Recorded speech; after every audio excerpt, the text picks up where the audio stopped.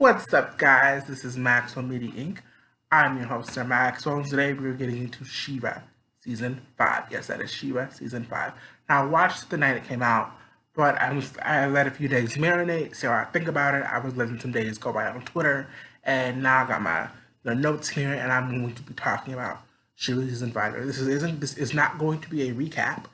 This is just going to be me talking. I have like a note of like general points I want to discuss about the season. This is a spoiler review. So if you have not seen She-Ra Season 5, run down to the Netflix, watch She-Ra Season 5, and then come back and we'll talk about it and we'll get into some tea.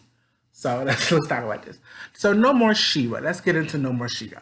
So if you don't know, last season, She-Ra found out it was a lie. It was a lie. Everything was a lie. She lied. And basically, the first ones were not so great people. And basically, she broke the She-Ra sword and in this big sacrifice moment because she wanted to forge her own destiny. Because Glimmer Ass decided she wanted to, use the heart of Etheria. And, everybody was saying, don't use the heart of Etheria. But, Glimmer, hard head, she decided to use it. So, they in a bad place. So Glimmer is trapped with Horde Prime, and she ain't got no sword. She can't turn into She-Ra, can't do shit. The princesses are at their wits' end trying to do all they shit. And Adora is just like for the past, I don't know how necessarily long it's been, but at least a year. So like for a while now, Adora has had this legacy. She's had this, prophecy to live up to. She's had She-Ra. She knew who she was. She knew who was she knew what she was supposed to be doing.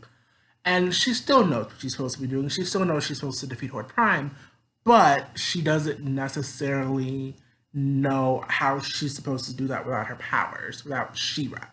You know what I mean?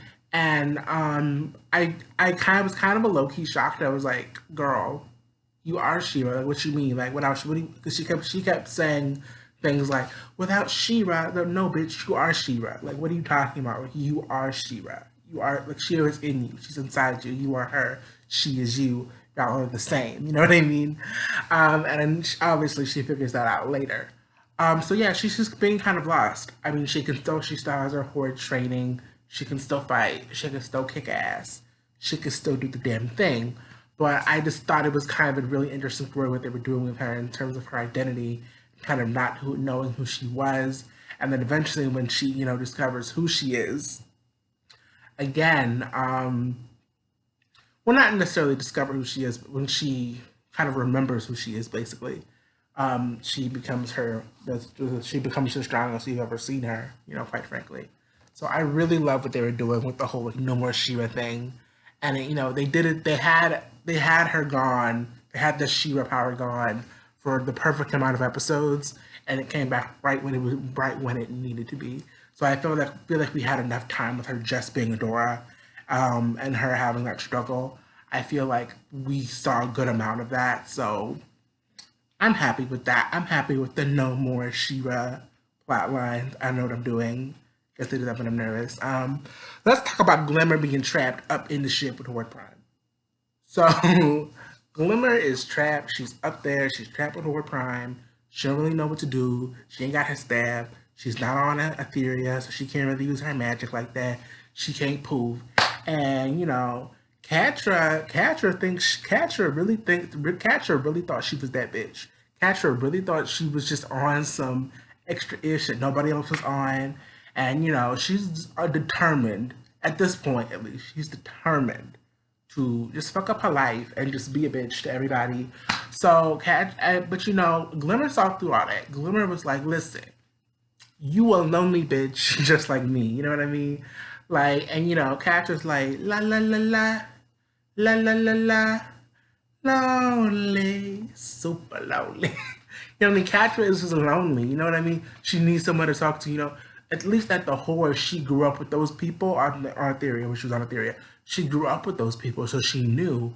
Like she kind of had a camaraderie in her friendship. And while I do believe she was emotionally abusive to Scorpio, I do believe that was a toxic relationship that they had. She still kind of like she really fucked with that bitch Scorpio. Like Scorpio was her homegirl, and it's really no. There's no Scorpio. None of the little trio friends that she had. no more Shadow Weaver, no more, Hordak, none of that. It's just her and this Horde Prime guy who she, excuse me, who she doesn't really know much about. So really, Glimmer is the only kind of person, even if Glimmer is an enemy in her eyes, she's still kind of going to her for that interactions, that sense of nostalgia, that like, okay, excuse me, that sense of like that everything is different, but Glimmer is still, something that's familiar to me. Now we're talking. I got on a little rant about a little tangent about Catra, but I'm supposed to be talking about that girl Glimmer. So Glimmer, she's basically the damsel in distress. She's kind of like their trapped basic prisoner plotline. Hordak is showing her the destruction of Etheria. She's like, damn, I'm such a dumb bitch. And I'm like, yeah, you a dumb bitch. You a dumb bitch. Like, basically, because everybody was telling her to not do that, but she did it anyway because she thought she was big and bad. But we'll get to that in a minute. Yeah, so Glimmer's basically trapped in the ship. There's not much to say about it. There was some good relationship building with her and Catra, and sort of that thing. And I'm glad we got some more interaction with them. I'm glad they got to break down some of those walls that they had, because for so long, Catra has been the girl that's like, Catra, in my opinion, Catra has always looked at Glimmer like, you the girl that stole my bitch, you the girl who stole my best friend. You know what I mean? And how we gays get, and we're in love with our straight best friend, but then they get someone else. Listen, it'd be a mess. But yeah. So that was them, and back on Earth, they're just kind of like, we don't know what to do with that Glimmer. We're not really about it without Glimmer. They're trying to get Glimmer back. So that's the whole plot. That's the whole plot with Glimmer being trapped on the ship. I thought it was cute. I thought it was fine. They got her out. They rescue her. But let's talk about this rebellion for a minute. I like the rebellion. I like the princesses. Scorpia's a princess now. Love that. Love Scorpia. I like Scorpia. And here's the thing. I like Scorpia, and I always feel like she belongs with the princesses, even though she doesn't look like a princess. Like I feel like she always belonged with the princesses. And I was always mad at her for being in the Horde. I'm like, bitch, why are you in the Horde? The Horde does not like you. The Horde does not care about you and your values, what you believe in. That's not the Horde. Like, why do you act like it irked me that she was with the Horde. But now that she's with the princesses, like she fits in more. She's like, wow, you guys are great. I was like, yeah, but you're not trying to murder them and you're trying to be their friends. Maybe they'll be nice to you. So yeah, I mean, I like the whole rebellion thing. There was kind of this sense of the princesses stepping up, Mermista stepping up, and with what they were going to do without Glimmer and Shira. And we see throughout the season without them, without Glimmer and Shira, that they are hatching their own plans. Like at one point they go and they try to get a signal to triangulate her location, and they are successful. And that's when Bo and Adora go to save Glimmer. But I love seeing the ingenuity from them, and I love seeing them like step up and being like, "Hey, we're princesses too, bitch. Let's do it." Now, what I will say is they're princesses, but princess kind of implies that like there's someone above them. So like, who are those people? Like, who are the kings and queens of their kingdoms? Like, where are they? What's going on with them? Yeah, that's the thing. So we also see a plot where they're going to find a prince who's missing, but then it's Double Trouble. I love Double Trouble. Love them. They're great. I love that for them. I love that they're fabulous. They're amazing. I love all about it. Everything about it. And then eventually, of course, we get the thing with the princesses being taken over and all of that. But I wanted to take a break from talking about the princesses. I want to talk about a princess in particular. I want to talk about that bitch Entraptor. And I haven't really talked about Shooter on this channel, so y'all don't really know my opinions on the chapter. And ask my friends who have been texting about this show. If you know me, I don't like that bitch Entraptor. I don't like her. I don't like her.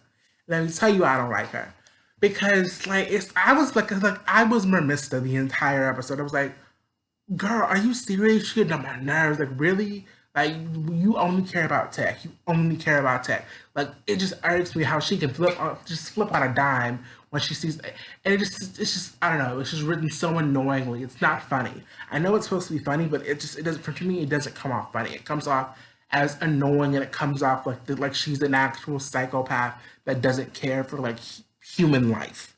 You know what I mean? Like that's where it comes off. And I know she's not supposed to be that character. And I know she's just trying to, she's just a person. She's just a normal girl. And, she just had trouble, and she's not really good with people, and she's good with technology, and when no one's ever wanted to be her friend, and she's only trying help them. So she was like, oh, if I could help you, then maybe you'll like me. What? Like what? Girl, I get it. I get the character. I get what they're coming from. I get, maybe she's supposed to be an allegory for someone who is, socially awkward, not really good with people, and better with computers. Or, maybe she's even supposed to be on the that artistic spectrum. I don't know. I don't know enough about that sort of thing to say. But that's kind of the vibe I was getting, that she was just like she's supposed to be representing that type of person or those types of people. Excuse me, allergies. Yeah, but I don't know. It just came off as very unlikable. And then you're forgetting the fact that you worked against them for like I think it was two whole seasons. You were working with Hordak against them. Like, what were you doing? Like, why? Like, really? You were literally working against them for 2 seasons. Like, and not like against her will. It wasn't like, you better help me. Like, it was like, okay, we're capturing this princess. And then she was like, oh, what's that? Oh, let me help you. Oh, you're trying to destroy the world? Let me help. You know what I mean? And it's like, what? What are you doing, girl? And it was just like, I was with Mr. I was really rocking with Mr. Being irked and annoyed and rolling my eyes and sucking my teeth and just being real bothered. She bothered me. Like, she bothered me. Even later, when she was trying to get back with the original Hordak, like, that is Hordak. That is evil, horrible. I know he changes, but like literally, he was like evil like the entire time. He's done nothing but be evil. And just because y'all had some buddy moments bonding while you were trying to destroy the fucking world, doesn't mean that he's this great person, that you're best friends. It just really irks me, and I don't really like that bitch in Trapta. Like, I know she's good, I know she's a good person, and I know she has her issues and she wants to help. I get her. I get she's well intentioned. I get all of that. I get what she's supposed to be. But for what we got and from my interpretation, I don't like that bitch. She's annoying. And I was really happy when she got the fuck off my screen. I'm sorry, y'all can fight me. I don't like that bitch in Trapta. But let's talk about something else. Let's talk about that. Let's talk about another. While I'm being negative, let's talk about another bitch I didn't like. I've never liked. I've never liked that bitch Catra. And let me tell you why. I liked her at the end. I love Catra. I like she. This is the thing. I did not like that. I did not like Catra. But by the end of the show, when they had the little chain with that little swoop, with that little hairdo, I fell in love with Catra. Like, I was like, dang girl, I get you, and I get it.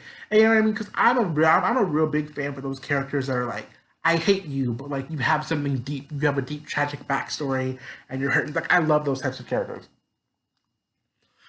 I love those types of characters. But here's the thing. Except for like Shadow Weaver, like except for like yeah, Shadow Weaver, ain't nobody really do nothing to her. Like, nobody really did anything to her. I know Adora abandoned her, but she really didn't abandon her. What happened was, I don't know if you remember, but what happened was she Adora was like, hey, the princesses aren't evil. Actually, we're the shitty ones. Ouch, let's right this wrong. Hey, Catra, you're my best friend. Come with me. She was like, lame. Fuck all that shit. You want to help people? I'm gonna stay with the horn, and I'm gonna try to destroy them. And it was like we met Catra, and they were best friends. And and Adora was standing up for her and all this other shit. And then as soon as Adora was like, "Hey, this is fucked up. Let's go," she was like, "Please come with me." And Catra was like, "Fuck you, no, fuck you, bitch. Fuck all that princess shit. Fuck all that gay shit." And she left. And you know what I mean? And she went and she actively started to destroy Adora and the princesses. Like, you know what I mean? I know people say she was Zuko, but if we're being real, I ain't like that bitch Zuko until he finally decided to change his ways. You know what I mean? Because it's just like, ain't nobody do nothing to you, Catra. And even with her redemption, Catra really ain't never really like, she apologized, kind of, sort of, but she never really owned up to her shit. She kept saying, even to the bitter end, she was still like, I'm not gonna lose Adora again. You know what I mean? I'm not gonna like leave me and blah blah blah blah. You know what I mean? And it's like she didn't leave you. Adora didn't leave you. I'm sorry. Let me slow down. I know it's like hard to understand when I go fast. Adora did not leave her. Adora didn't abandon her. Adora didn't run away. And I know it feels like that. I know how it feels like that. But at the end of the day, Adora did not just up and leave her in the middle of the night. Adora, on multiple occasions, was like, Catra, stop it. Catra, I want you. Catra, we're friends. Catra, don't do this. Catra, you're better than this. Catra, like, Adora never wanted that smoke. Adora never wanted no smoke. But Catra always was just like, oh. And, with this little, love confession reveal, it makes sense. Actually, out of these feelings. But it was just like I never knew how she felt. I guess it would kind of make sense that she loved Adora because it was just like you really obsessed with that bitch Adora. You was really obsessed with her for someone because even Horde Prime saw it when she was like, Adora is my enemy. I don't care about her. It was like, okay, bitch, like sure you don't care about her. Because you know what I mean? Because it's like she was always just trying to do shit just to get to Adora or fuck with Adora, or she would do shit to hurt Adora, and that's why she would always fail. Because it was never about completing the horde. It was never about the horde and what the horde wanted. It was always about her personal petty vendetta against, Adora. And I think part of it is, yes, you're my friend and I feel abandoned by you.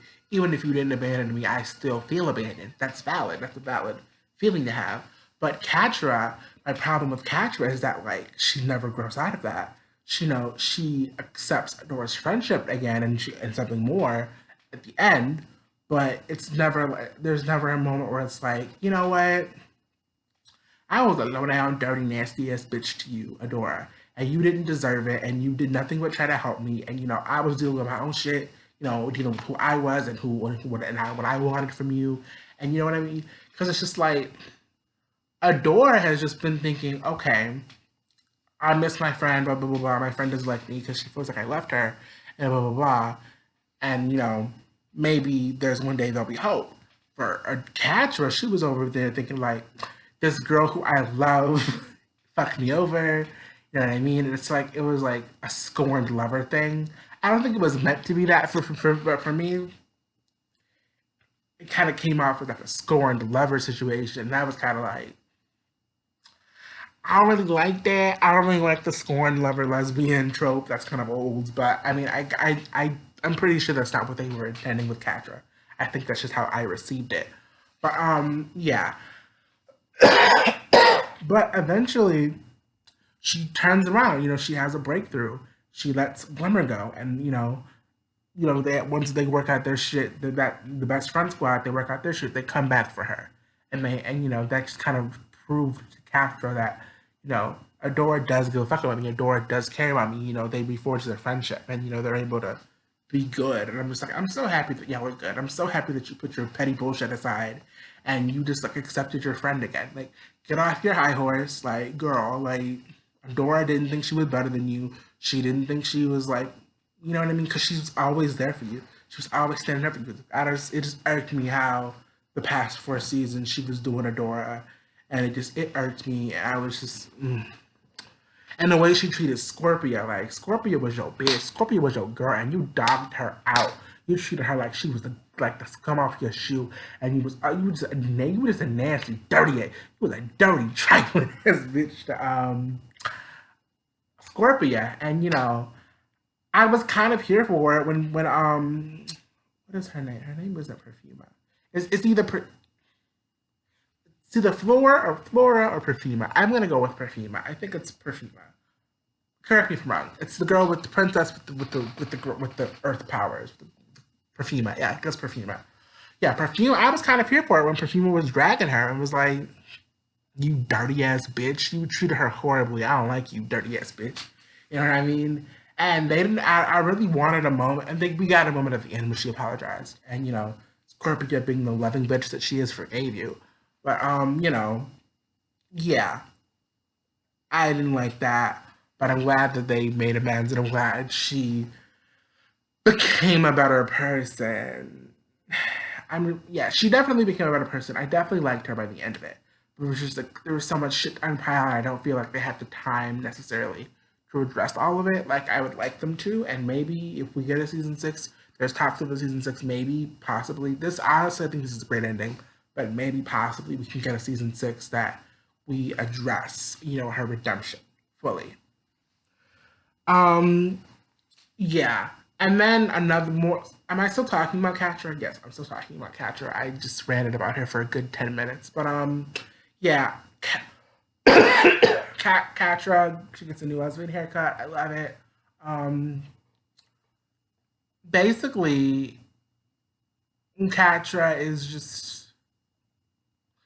I don't know what I'm trying to say. Listen, the stuff I want to talk about with Catra, all the other relevant Catra stuff, is like at the end, I guess. No, wait, fuck, no, here. Yes, Catra.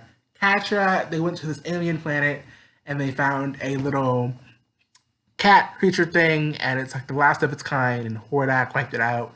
This cat is basically the last airbender, and it bonds to Catra, and they're cat sisters, and like they're best friends now, and Catra now has. Catra and this cat now share a mind and share powers. So now Catra has something magical to do, and now Catra is important, and she's a part of the Best Close Friend Squad. Cool, great. And now they have an Appa. Great. So, she's very useful this season. She kind of, redeems herself through helping save the world. And I'm going to save the rest of the Catra stuff for the end. What else we got? Bow and Glimmer. Let's talk about Bow and Glimmer. So Bow and Glimmer, once they save Glimmer from, Horde Prime or whatever, um, Bo was acting real worried about her. Like, we gotta save Glimmer, Glimmer, blah, blah, blah.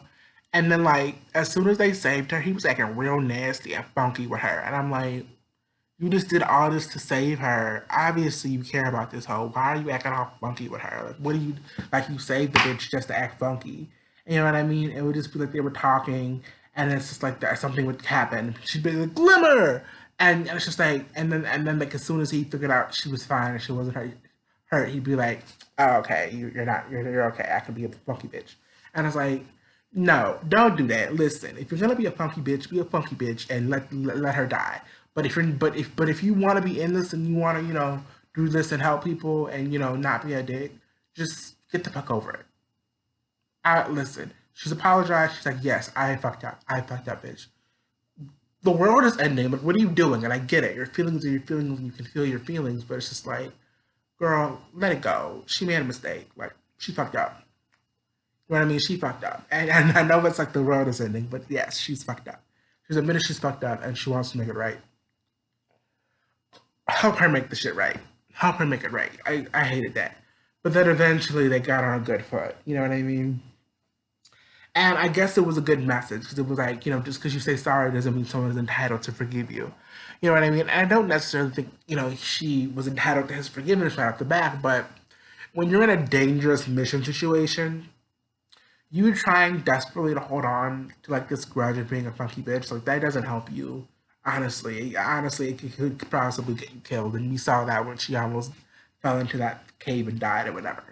So it's just a lot. We also get this little flash forward that implies that Bill and Glimmer may hook up in the future and become a couple. I'd be here for that. I love it. They're cute. I love them together. It's cute. It's hot. I love it. It's a vibe. But yeah, that's pretty much all there was with Bill and Glimmer story wise. It was just kind of that, and that's fine. And they're friends, and the best friend squad. Love them. What else we gotta talk about? We got Micah. King Micah's back. Micah got controlled. Micah is. I keep forgetting that he exists, and then like he's there, and like you know, I would have enjoyed if he was on the plot for Glimmer when he was. I would have enjoyed if he was there, but it really wasn't about him. It was about the best friend squad coming back together and working out their issues and becoming a team again. So Micah's okay. His sister, Auntie Glimmer, as I call her, Auntie Glimmer was there, and she was okay. She was with Shadow Weaver. Yeah, let's talk about Shadow Weaver. So basically, Shadow Weaver is like there's no character I can think of I can compare it to in other shows, but she was just like she was that real funky bitch that like really did some fucked up shit, and now she still does fucked up shit. She's still fucked up, but like she's kind of realized that was fucked up, and I'm going to, in my own way, make up for it.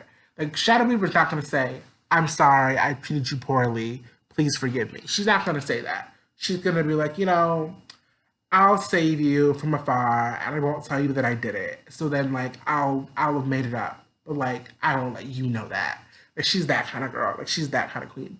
So, nobody really fucks with her, as they shouldn't, because she's a dirty ass bitch. But I kind of liked her a little bit, because she was like, listen, put your petty shit aside. Like, this is the world.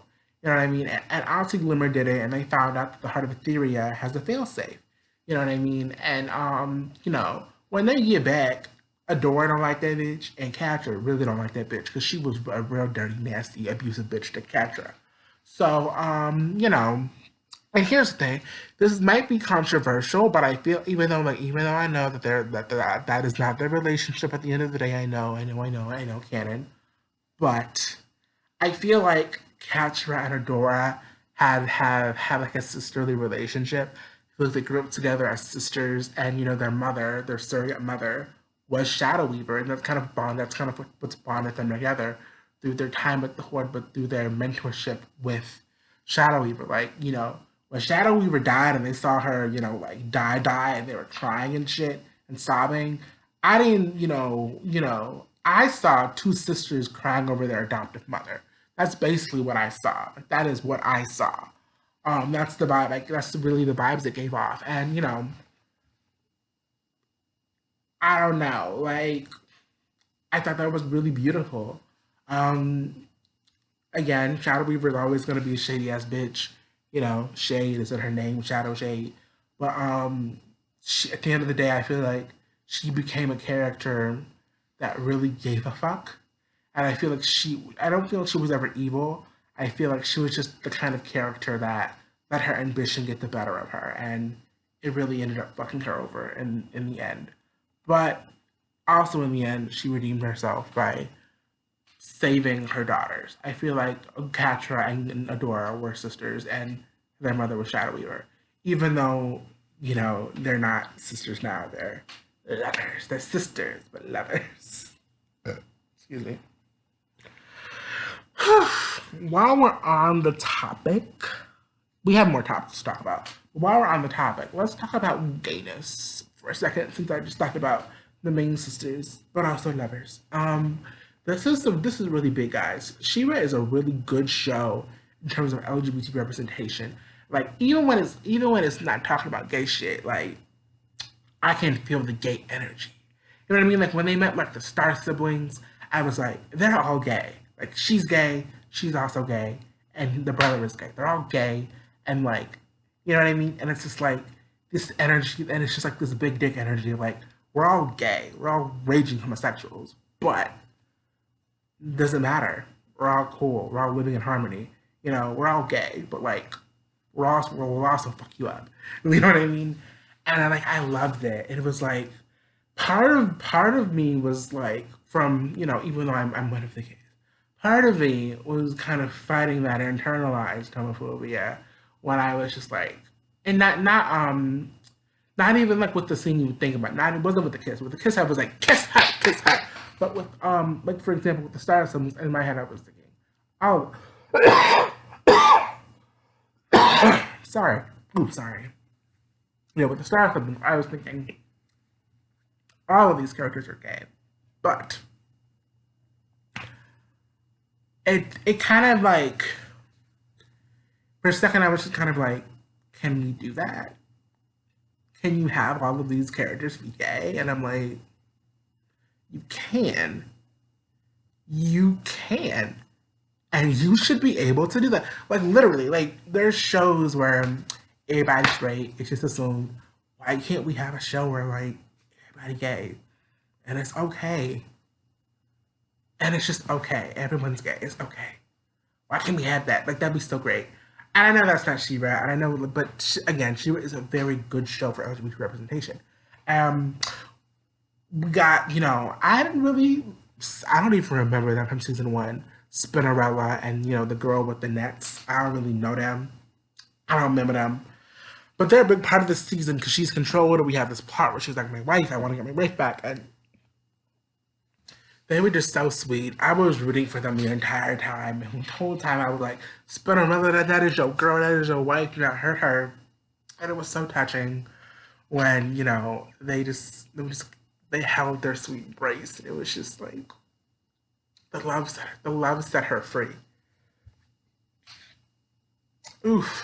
Sorry, I'm having this really bad allergy issues where I might puke. But yeah, no, Spinnerella is just a really cool fucking bitch, and I just want a spin-off show of her and her wife and their adventures.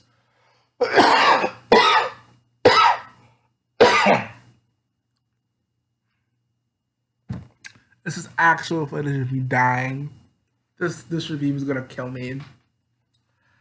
But yeah, so we have Spinnerella and her wife, and then we have Bo's dads.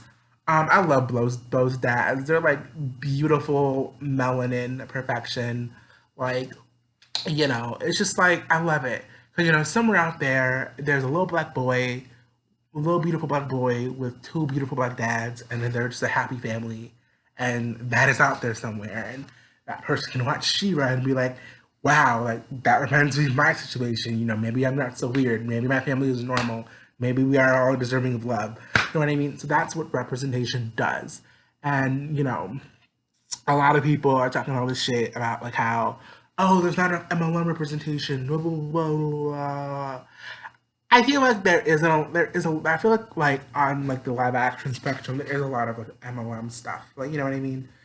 And in general, just throughout the world, when you think gay, you think men. I don't know.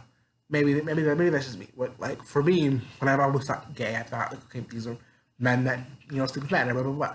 So I think lesbian representation has been a long time coming, and now that we do have a lot of lesbian representation, not only in live action but in cartoons, a lot of people are not comfortable with that because they're like, well, I'm not used to that. You know what I mean? Because for so long it's just been men, men, men, men, men, men, men, men.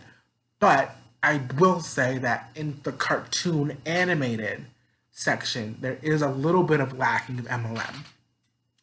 But what I will also say is She-Ra and threads on Twitter talking about She-Ra, She-Ra fan pages, She-Ra Instagrams, all that was She-Ra talking about, the good WLW representation.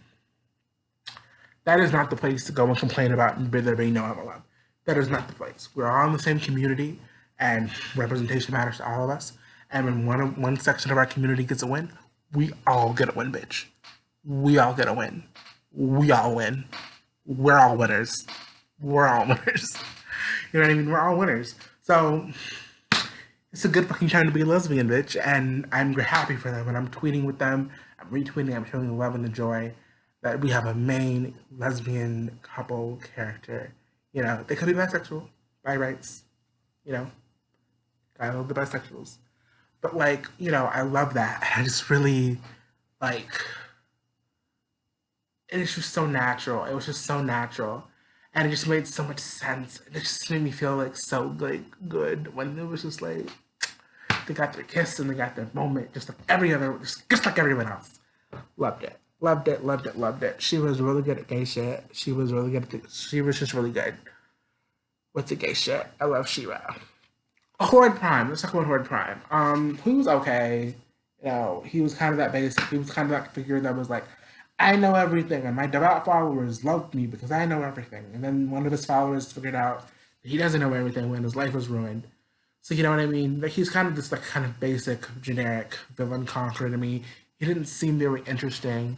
Hordak now seems more interesting than Horde Prime, and Hordak was kind of boring this season, in my opinion. I don't really give a fuck about Horde Prime, but his story was more interesting than. I don't really give a fuck about Hordak, but Horde Prime is. I got that backwards, bitch. I don't like really Horde Prime. I enjoy Hordak, but I still don't give a fuck about Hordak. That's the right one. He's kind of a villain and stuff. I'm taking over the world and it's a big forest. I don't know. I really just cared more about our characters and our heroes and what they were going through. They could have been fighting a fucking, giant whale in the sky. They could have been fighting a desk lamp. They could have been fighting, a violin or a reveal. They could have been fighting anything. But, it didn't really matter to me. It was just like them. I just wanted to see their story, the hero story. And we got that. New Shira outfit. New Shira outfit is bomb. It's beautiful. It's fabulous. I like the old one, but the old one looks very like kiddish. It looked like I don't know if it was like them trying to like have a diverse body ish thing, or if it was like a trying to make her look like when she wears it. She like when she wears a normal Shira costume, she looks like a 12-year old. Like she looks like she looks like a 12-year old. And I was like, she's supposed to be a 12-year. Like what? You know what I mean? The new Shira outfit it makes her feel like she's mature and she's an adult. You know, it's kind of like it's like as if like the old Shira she had these like shorts, this leotard short thing, and you could pull on the shorts like this. You know what I mean? It was, you know, it didn't seem like a superhero warrior goddess armor thing. This new thing, it looks like a superhero warrior goddess thing. Full, you know, everything is covered. You know, everything is cool. You know, it's kind of like it kind of like shows like, and not in a sexual way. Obviously, I'm not gonna show her body off, but like it just the old one looks very immature. It looks like a Halloween costume ish sort of thing. But this new one, it looks like this is a warrior goddess. You know what I mean? This new outfit was definitely serving warrior goddess Shira. So yeah, the other one looked kind of bulky. This one looked more streamlined, more designed. The hair made her look more mature. The sword was different, and it wasn't a sword that she had to like pull out. It wasn't an object holding her down. It was the power came from within her, and then that was everything. And I loved it. Loved the new Shira costume. I talked about the failsafe. Yeah, the failsafe. Whole failsafe thing with her deciding whether she was gonna die or not. I thought that was a really good thing. I thought that was a really good plot point. You know, she was willing to make the Ardora was really out here trying to make the sacrifice, and Catra was not fucking having it. And you know, here's the thing, Catra, you selfish bitch, you were changing. Like, girl, obviously she doesn't want to die.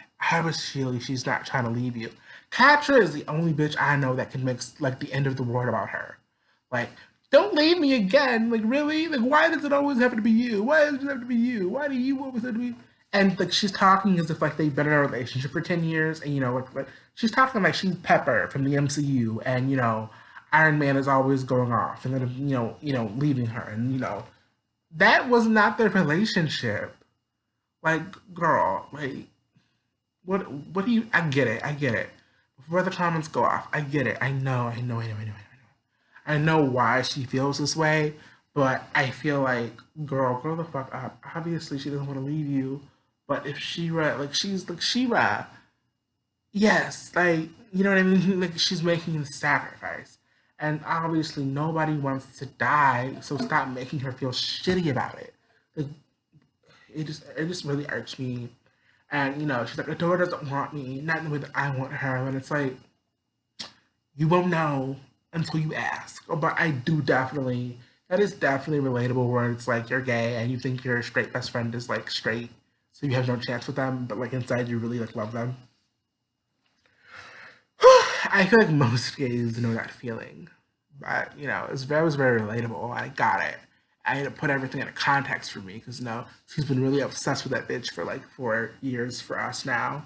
Um, but yeah, and then eventually when she was talking to Mara, and she was like, "Don't make the sacrifice. You know, you deserve love too." And it's just like, okay, obviously you're pushing this, you know, Catra Adora relationship, which I'm here for. I stand, but like, girl, this isn't about deserving love. This wasn't about like, you know, her hating herself and feeling she has to die so she because she doesn't deserve love and she doesn't deserve her friends don't love her. She knows that. She knows her friends love her. She knows she has people who care about her.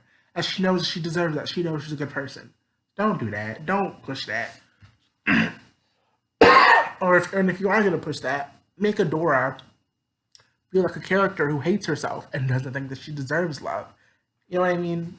But obviously they were trying to push that. They were trying to romantic love in terms of Catra. But she didn't know that she loved Catra yet. So, you know, who the fuck knows? Yeah, so this Catra and Adora relationship. I like it, basically. Basically, I like it. It makes sense. it wasn't built up out of nowhere. You know what I mean? Like I'm not gonna say it was came out of nowhere, but for someone who doesn't have like an eye for this sort of thing, because we are kind of programmed with kind of heteronormativity. If Catcher was a man, if Catcher was like a cis dude from the beginning of the show when they had their thing, we would assume, okay, they're gonna fuck, they're in love, yeah, they love each other so fucking much. You know what I mean? Like we would assume that because she's a man, because she would be a woman and he would be a man, and we would just assume that. So I feel like that's the audience's fault, and that's heteronormativity's fault. We have to combat that.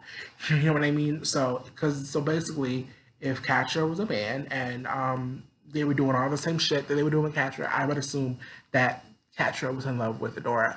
So it was really my own inserted heteronormativity inside of me, which didn't let me see that they were really in love like that until she outright said it. So, that's my bad. That's my fault. That is not on the show. The show did a great job with their relationship, and I love it. They had their Aang and guitar moment at the end of their kiss. I really fucking love that shit. So, hats off to them. They really did a good job. This show really did a good job. And they just showed it. They didn't make a big deal about it. They weren't like, and they weren't like, I don't follow the Sheba Twitter page, but from what I know, they weren't like saying it was gonna be gay, and then like they don't show any of it. They were just like, this is a relationship. This is how a relationship would be between two people who are gay. They're together. They're just together. We don't need 17 years of build up for it. They're just there. We just have these characters be there. You know what I mean? And there was build up with Catcher and Dora, but like it wasn't just vague. It wasn't vague. It was like, this is how I feel about you. I want you. I like you. I love you. I love you too.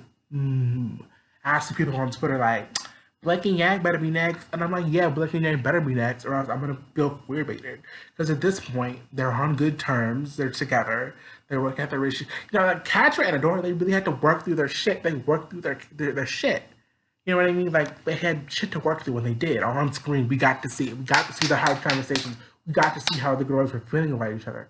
Blake and Yang, girl, where are the feelings at? What are we talking about? What are we doing? Like what? This is not the video for that. But this is strictly about praising Catra and Adora. I love Catra and Adora together. They're so cute. I really hope we get that season 6. What else did I want to talk about before I end this?